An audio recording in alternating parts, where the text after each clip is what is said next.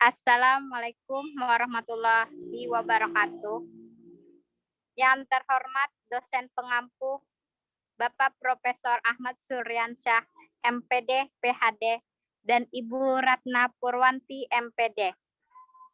Selaku dosen pengampu pada mata kuliah Strategi Pembelajaran Anak Usia Dini. Kami dari kelompok 5 yang beranggotakan Anita Mufridah, Nadira Anissa Nurrahman, Anissa Humairah, dan Miftahul Jannah.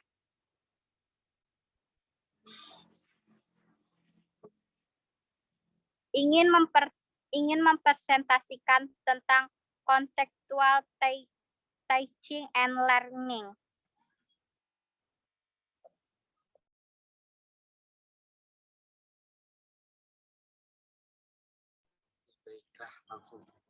Baiklah, langsung saja materi pertama akan disampaikan oleh Saudari Anita Mufridah. Kepada Anita dipersilahkan. Terima kasih kepada moderator. Baik, di sini saya akan menjelaskan tentang yang pertama ada model pembelajaran. Pada hakikatnya, model memiliki definisi yang berbeda-beda sesuai dengan bidang ilmu atau pengetahuan yang mengadopsinya. Next. Model adalah konstruksi yang bersifat teoritis dari konsep. Jadi, model di sini adalah perencanaan pelaksanaan pembelajaran yang tersusun secara sistematis yang berasal dari teori-teori tertentu yang membentuk sebuah konsep. Model adalah bentuk representasi akurat sebagai proses aktual yang memungkinkan seseorang atau sekelompok orang mencoba bertindak berdasarkan model itu. Next. Pembelajaran adalah suatu kombinasi yang tersusun meliputi unsur-unsur manusiawi, material, fasilitas, perlengkapan, dan prosedur yang saling mempengaruhi mencapai tujuan pembelajaran. Manusia terlibat dalam sistem pembelajaran terdiri dari siswa, guru, dan tenaga lainnya, misalnya tenaga laboratorium. Material meliputi buku-buku, papan tulis, dan kapur, fotografi, slide, dan film, audio dan video tape. Fasilitas dan perlengkapan terdiri dari ruangan kelas, perlengkapan audiovisual, juga komputer. Prosedur meliputi jadwal dan metode penyampaian informasi, praktik, belajar, ujian, dan sebagainya.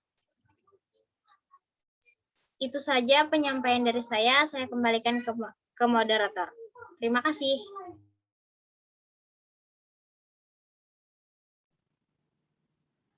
Baik, terima kasih kepada Anita. Selanjutnya materi kedua akan saya sampaikan sendiri. Pengertian model pembelajaran. Menurut Suyanto, model pembelajaran adalah bentuk pelajaran yang tergambar dari awal sampai akhir yang disajikan secara khas oleh guru di kelas. Dalam model pembelajaran terdapat strategi pencapaian kompetensi siswa dengan pendekatan model, metode, dan teknik pembelajaran.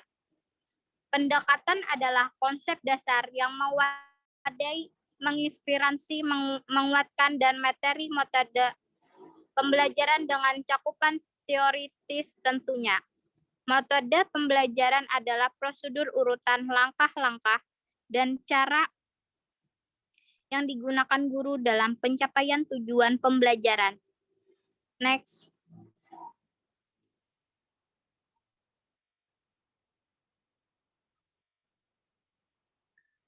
Adapun menurut Trioto, model pembelajaran adalah suatu perencanaan atau suatu pola yang digunakan sebagai pedoman dalam merencanakan pembelajaran di kelas.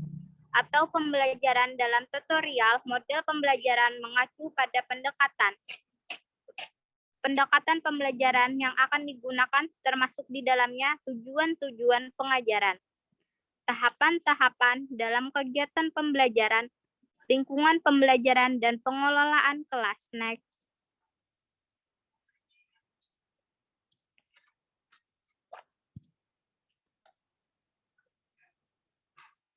Next.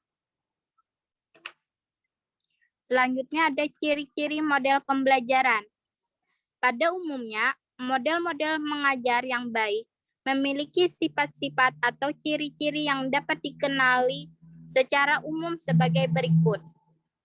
Yang pertama, memiliki prosedur yang sistematik.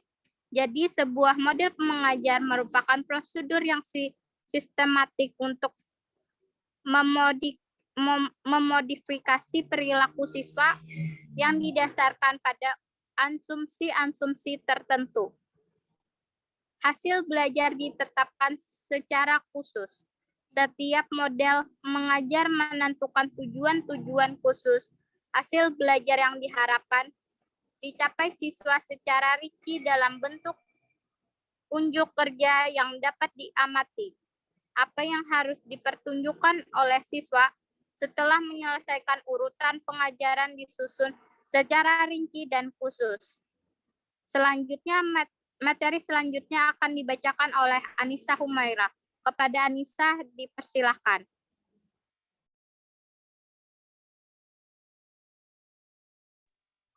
Baik, terima kasih kepada moderator. Saya akan melanjutkan materinya. Penetapan lingkungan secara khusus. Menetapkan keadaan lingkungan secara spesifik dalam model mengajar. Ukuran keberhasilan menggambarkan dan menjelaskan hasil-hasil belajar dalam bentuk perilaku yang seharusnya ditunjukkan oleh siswa setelah menempuh dan menyelesaikan urutan pengajaran. Interaksi dengan lingkungan. Semua model mengajar menetapkan cara yang memungkinkan siswa melakukan interaksi dan bereaksi dengan lingkungan. Next.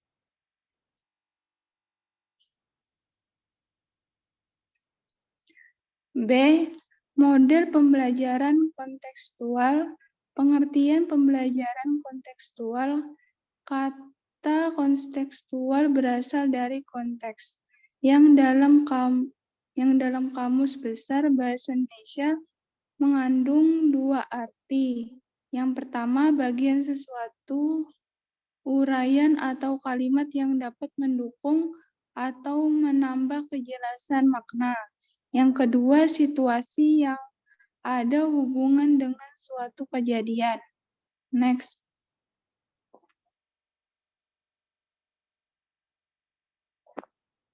Pembelajaran kontekstual adalah konsep belajar yang membantu guru mengaitkan antara materi yang diajarkannya dengan situasi dunia nyata siswa dan mendorong siswa membuat hubungan antara pengetahuan yang dimilikinya dengan penerapannya dalam kehidupan mereka sehari-hari. Dengan melibatkan 7 komponen utama pembelajaran efektif, yakni konstruktivisme, bertanya, menemukan, masyarakat belajar, pemodelan, dan penilaian sebenarnya. Saya kembalikan ke moderator. Terima kasih.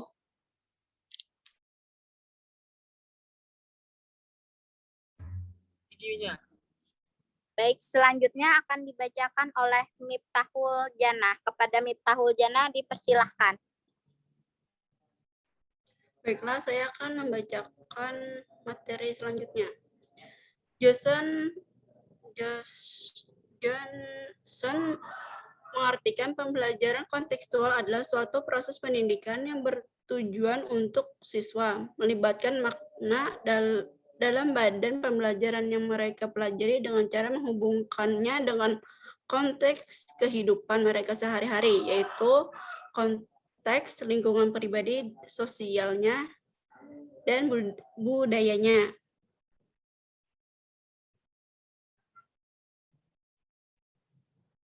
Komponen dalam pembelajaran kontekstual. Terdapat tujuan komponen dalam model pembelajaran kontekstual. Yang pertama, konstruktivisme.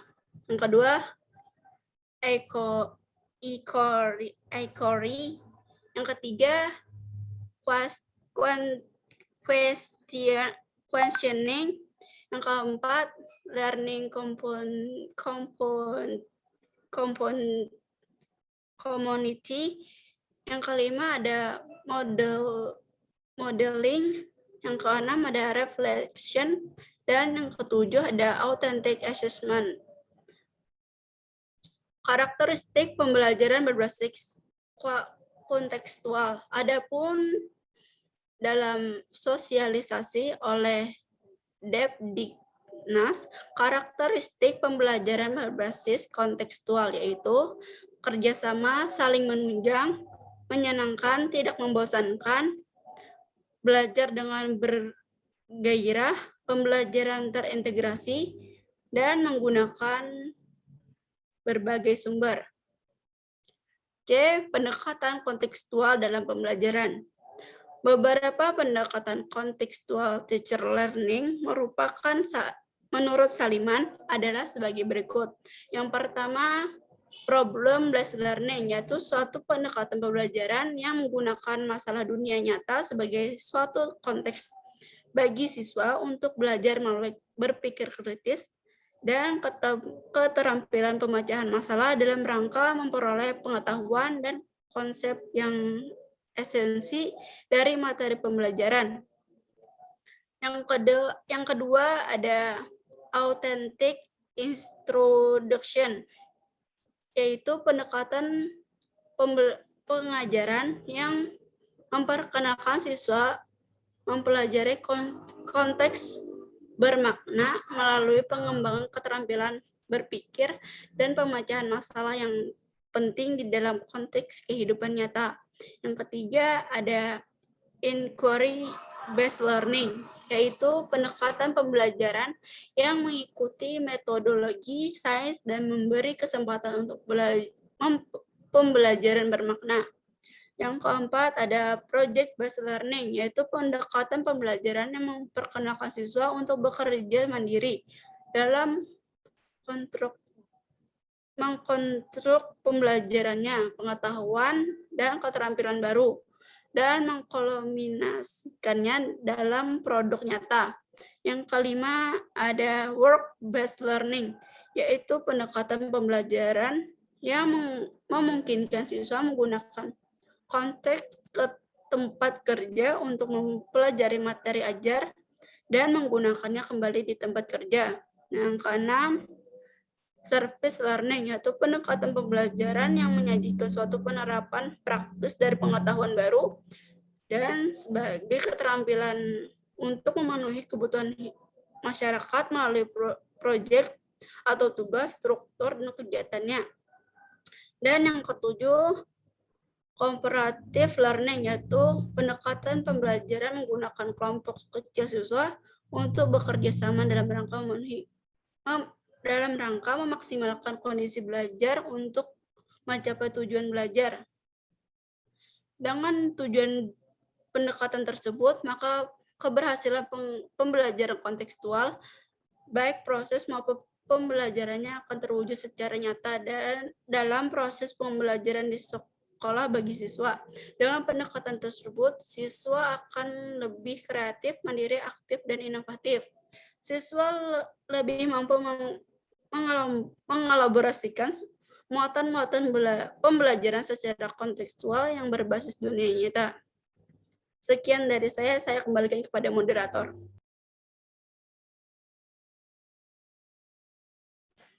Baik, terima kasih kepada Miftahul Janah. Selanjutnya, telah selesai pembacaan materi. Selanjutnya akan saya bacakan kesimpulannya. konteks teaching and learning adalah pembelajaran kelebihan siswa secara penuh untuk menentukan materi yang dipelajari dan menghubungkan dengan situasi kehidupan nyata, sehingga siswa didorong untuk dapat menerapkan dalam kehidupan mereka. Belajar yang efektif harus dipusatkan pada peserta didik, sehingga memahami bagaimana cara peserta didik menggunakan pengetahuan dan keterampilan mereka, dan diperlukan kerjasama antar kelompok peserta didik sehingga menumbuhkan